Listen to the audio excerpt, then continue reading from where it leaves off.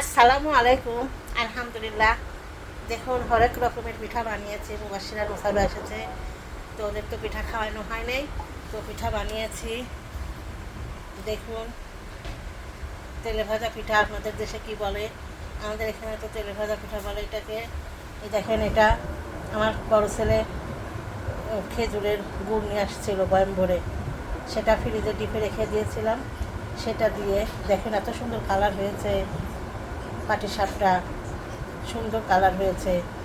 সেটা দিয়ে পোলার চাউল, চিনি আর 2 কেজি দুধ দিয়ে ক্ষীরশিরা বানিয়ে, সব পিঠাগুলো দেখাচ্ছি না, অল্পগুলো দেখালাম, সবাই খেয়েছে। তো আর এখানে পুলি পিঠা দুধ দিয়েও ভেজাবো, শুকনাও রেখেছি। আর যে সেমাই রান্না করেছি, পিঠাগুলো বানিয়েছি, আপনাদেরকে দেখালাম।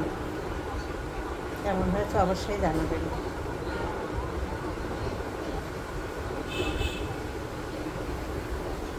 নিজে হাতে বানিয়েছি সব কিছুই।